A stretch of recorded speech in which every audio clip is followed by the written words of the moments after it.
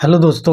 तो कैसे आप लोग। तो आशा करते हैं कि आप लोग अच्छे होंगे। तो दोस्तों आज हम बात करेंगे बिहार डीएलएड की स्पोर्ट एडमिशन को लेके इन्फॉर्मेशन, कुछ जानकारी, कुछ इंपॉर्टेंट डेट और कौन कौन ये फॉर्म भर सकता है, कौन कौन नहीं भर सकती। यानी कि बिहार डीएलएड के स्पोर्ट एडमिशन सेशन 2023 और 25 के लेके आपकी जो भी कन्फ्यूजन होगी सारे इस वीडियो में दूर हो जाएगी। तो वीडियो को आप शुरू से अंत तक जरूर देख लेंगे। अगर आपके लिए वीडियो नहीं जरूरी है तो आप अपने किसी दोस्तों यारों को भेजें जिसके लिए बिहार डीएलएड में एडमिशन लेने चाहते हैं स्पोर्ट एडमिशन से, तो उसके लिए बहुत फायदेमंद ये वीडियो रहने वाली। आपको ए टू जेड जानकारी बताएंगे किस तरीके से आपको आवेदन करना है, यानी कि ऑफलाइन आवेदन होगी या ऑनलाइन आवेदन होगी, सारी जानकारी आपको ए टू जेड मिल जाएगी। तो वीडियो को आप शुरू से अंदर जरूर देखिएगा।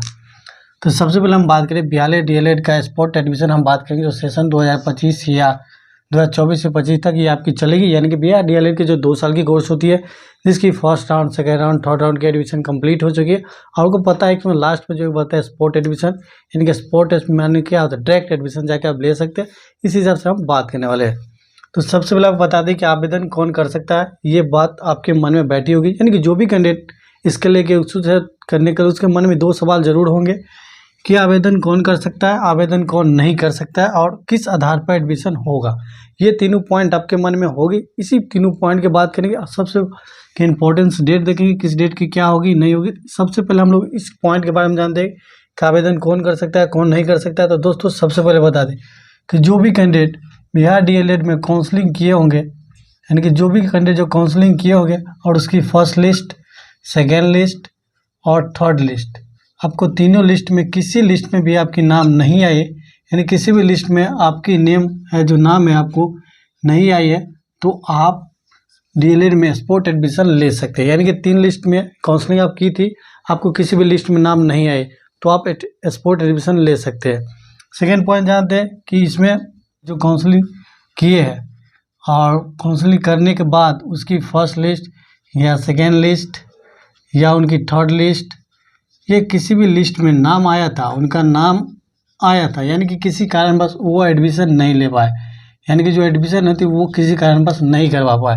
यानी कि लिस्ट में आपकी नाम आए, चाहे फर्स्ट में, चाहे सेकेंड में या थर्ड में, किसी भी लिस्ट में आपकी नाम आई, लेकिन किसी कारणवश कोई प्रॉब्लम की वजह से आप जो एडमिशन की टाइमिंग दे दे उस टाइमिंग पर आपने एडमिशन नहीं लिए, तो आपको स्पोर्ट एडमिशन होगी। तो दोस्तों यही लोग हैं जो करवा सकते हैं। यानी कि फर्स्ट, सेकेंड, थर्ड लिस्ट में आपके नाम नहीं भी आई है तो भी स्पोर्ट एडमिशन। बस एक होने चाहिए कि आपकी काउंसलिंग प्रक्रिया पूरी होनी चाहिए, यानी कि काउंसलिंग आप पहले करा चुके होंगे, काउंसलिंग कंप्लीट होगी तो ही आप कर सकते हैं।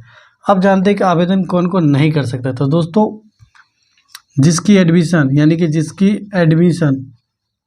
जिस कैंडिडेट का एडमिशन या फर्स्ट लिस्ट हो या आपकी सेकेंड लिस्ट हो या आपकी थर्ड लिस्ट हो, किसी भी लिस्ट में आपकी नाम आई थी, आपने एडमिशन करवा लिए, कोई भी कॉलेज करवाए, ABCD जो भी कॉलेज हो आपकी, जो भी कॉलेज है, इसमें आप एडमिशन ले लिए, चाहे गवर्नमेंट हो या प्राइवेट हो, एडमिशन आप ले चुके हैं और आपकी मनपसंदा कॉलेज नहीं चाहते कि ये कॉलेज में नहीं ले, स्पोर्ट एडमिशन में किसी और कॉलेज में ले ले, तो ये आप नहीं कर सकते हैं, तो आप नहीं करवा सकते। आपकी जहाँ एडमिशन होगी वहीं एडमिशन रहेगी और किसी अदर कॉलेज में आप स्पोर्ट एडमिशन नहीं ले। अगर मान लीजिए आप अप्लाई कर भी थे तो वहाँ आपको रिजेक्ट कर दिया जाएगा।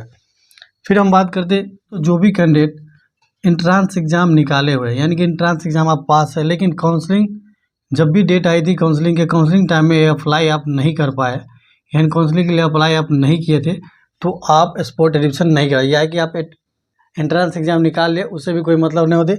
आपको अप्लाई करना जरूरी था, यानी कि काउंसलिंग करवाना जरूरी था। जो कि आपने काउंसलिंग नहीं करवाया तो आप स्पोर्ट एडमिशन नहीं ले सकते। तो दोस्तों स्पोर्ट एडमिशन किसको लेना है, किसको नहीं लेना है, आपकी कन्फ्यूजन दूर हो गई। एक बार फिर से मैं बता दूं, जो भी कैंडिडेट काउंसलिंग किए हैं, किसी भी लिस्ट में नाम नहीं आया या किसी कारणवश लिस्ट में नाम आया तो एडमिशन नहीं करवा पाए आप, तो आप स्पोर्ट एडमिशन करवा सकते हैं।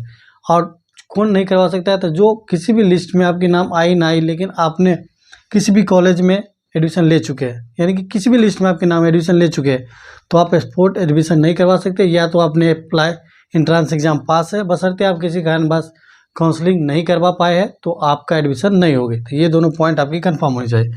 अब किस आधार पर एडमिशन होगी, इससे पहले हम इंपॉर्टेंट डेट के बारे में जान लेते हैं कि इंपॉर्टेंट डेट क्या क्या रहने वाली है। तो हम बात करेंगे इंपॉर्टेंट डेट क्या क्या रहने वाली है, यानी किस किस डेट की क्या जारी होगी। यानी कि आपको पता है फर्स्ट लिस्ट, सेकेंड लिस्ट और थर्ड लिस्ट तीनों की आपकी एडमिशन हो चुकी, प्रक्रिया हो चुकी है। अब जितनी भी सीट थी समथिंग प्राइवेट गवर्नमेंट जो भी कॉलेज है वो सारे कॉलेज में एडमिशन हो चुकी है, लेकिन अब उसको 18 दिसंबर को सीट जारी करना है, या प्राइवेट कॉलेज या गवर्नमेंट कॉलेज जो भी कॉलेज है वो अपना सीट जारी करेगी कि मेरे कॉलेज में 10 सीट खाली है, मेरे कॉलेज में 5 सीट खाली है, मेरे कॉलेज में 6 सीट खाली। ये सीट जारी करेगी वो 18 तारीख है, यानी कि 18 तारीख की आपको ऑफिशियल वेबसाइट जो भी है बिहार सरकार की, बिहार गवर्नमेंट की, यानी बिहार बोर्ड की जो भी ऑफिशियल वेबसाइट है डीएलएड की, वहाँ आपको अपलोड करेगी। 18 तारीख को आपको बता दिया जाए कि इस कॉलेज में इतनी इतनी सीट खाली है। ये 18 दिसंबर को आप ये पता आपको चल जाएगा। फिर आपको आवेदन करना है CAF यानी कि कॉमन एप्लीकेशन फॉर्म। ये फॉर्म आपको मिलेगी बिहार बोर्ड की ऑफिशियल वेबसाइट पे मिलेगी आपको डीएलएड की कोर्स फॉर ये वाली फॉर्म। तो वो फॉर्म आप वहाँ डाउनलोड कर लीजिएगा और वही फॉर्म आपको एडमिशन के तौर पर, यानी कि जो अप्लाई करना है, यानी कि इसके लिए आपको अप्लाई जो करना है ये स्पोर्ट एडमिशन के लिए, तो इसके लिए ये फॉर्म आपको चाहिए CFC, यानी जिसे हम फुल फॉर्म में कॉमन एप्लीकेशन फॉर्म करते हैं। ये लेके अब आपको जिस कॉलेज में भी यहाँ सीट जी भी कॉलेज में रहेगी उस कॉलेज में जाकर 18 से 21 तक ले वो फॉर्म जाके आप जमा कर सकते हैं। जो डॉक्यूमेंट लगते हैं 10th मार्कशीट जो भी लगते हैं डॉक्यूमेंट रिक्वायर्ड होती है, डॉक्यूमेंट रिक्वायर्ड की वीडियो हम पहले बना चुके थे, आपको डिस्क्रिप्शन बॉक्स में मिलेगी, वहाँ से देख लीजिएगा। और वो जो भी डॉक्यूमेंट के साथ अटैच करके आप जिस भी कॉलेज में सीट है वहाँ जाके आप जमा कर सकते हैं। तो ये 18-21 तक ले आपको टाइम रहेगी, जो 18 से 21 तक चलेगी। ठीक है, इसके बाद आपको एक मेगा सूची जारी किया जाएगा 22 तारीख की, यानी कि जो भी कैंडिडेट लिस्ट जमा कर देंगे किस तक फाइनल हो जाएगा। तो 22 दिसंबर को एक मेरिट लिस्ट जारी किया जाएगा जिसमें आपको बताया जाएगा किस किस कैंडिडेट को सिलेक्ट किया गया, किस किस कॉलेज में सिलेक्ट किया गया। वहाँ आप चाहते हैं अलॉटमेंट में हम चेंजिंग करना चाहें कि नहीं मुझे ये प्रॉब्लम है, ये प्रॉब्लम है, तो इसके लिए ऑब्जेक्शन आप कर सकते हैं। ऑब्जेक्शन 22 और 23 तारीख को करना है आपको, 22 या 23 दिसंबर को ऑब्जेक्शन करना है। ऑब्जेक्शन कर दिया तो फिर उस ऑब्जेक्शन का आंसर आपको 26 तारीख को प्रोवाइड कर दिया जाएगा। उस साइट पे 26 दिसंबर की उस ऑब्जेक्शन की प्रोवाइड कर दिया जाएगा, आपको बता दिया है कि क्या गलत है, सुधार करके वहाँ दे दिया जाएगा। तो 26 दिसंबर को ये डेट आपको आएगी। फिर आपको लास्ट में एक फाइनल मेरिट जो जारी होगी जिसके तौर पे आपका एडमिशन लिया जाएगा। फाइनल कैंडिडेट को दिया जाएगा कि वो आपको 27 दिसंबर 2023 यानी कि 27 दिसंबर को फाइनल मेरिट लिस्ट जारी हो जाएगी। स्पोर्ट एडमिशन वाली लिस्ट दे देगी, आपके कॉलेज को बता दिया जाएगा कि इस कॉलेज में आपकी सिलेक्शन हुई, इस कॉलेज में आपकी एडमिशन होने वाली है। तो ये आपकी कंफर्म 27 तारीख को हो जाएगी। 27 को ये कंफर्म हो जाएगा और एडमिशन स्टार्ट हो जाएगा आपको 28 से 30 तक 3 दिन की मौका दिया जाएगा। 28, 29, 30 और एग्ज़ाम आप यानी कि ऑफलाइन माध्यम से आप जाके एडमिशन ले सकते हैं, यानी कि जिस भी कॉलेज में आपकी नाम हुई उस कॉलेज में जाके आप ऑफलाइन माध्यम से एडमिशन वहाँ ले सकते हैं। और एडमिशन लेने में बहुत से कैंडिडेट के कन्फ्यूजन हो गई कि एडमिशन के लिए जो 31 दिसंबर को फाइनल लिस्ट जारी कर दिया जाएगा, यानी कि जो भी कैंडिडेट अप्लाई एडमिशन कर देंगे 30 तक एडमिशन का डेट है वो आप कर देंगे। इसके बाद आपको 31 तारीख को फाइनल बता जाएगा कि आपको इस कॉलेज या किसी भी कॉलेज हो उस कॉलेज में आपको सेलेक्ट कर लिया गया है, इस कॉलेज में आपकी एडमिशन हो चुकी है। तो 31 दिसंबर को फाइनल आपको पता चल जाएगा पोर्टल पे कि मेरी एडमिशन कंफर्म हो चुकी है। अब मुद्दा है कि बहुत से कैंडिडेट है कि कहते हैं सर मेरी इतनी नंबर है, मेरी इतनी नंबर है, तो क्या मुझे स्पोर्ट एडमिशन मिलेगी या नहीं मिलेगी। तो दोस्तों इस बार स्पोर्ट एडमिशन की बात करते हैं किस आधार पर एडमिशन होने वाली है। तो एडमिशन आपको जिस हिसाब से फर्स्ट सेकंड थर्ड लिस्ट आई है उसी हिसाब से स्पोर्ट में भी आपको रैंक के हिसाब से होगी, यानी किसी की कम नंबर है किसी के ज़्यादा नंबर से मायने नहीं रखते हैं। जिसकी ज़्यादा नंबर होगी पहले उसी की होगी, जिसकी कम होगी उसके बाद में होगी। तो दोस्तों नंबर हिसाब से या पहले आप जमा कर दिए उससे कोई मतलब नहीं होती है, कोई बाद में जाके जमा करे उससे कोई मतलब नहीं।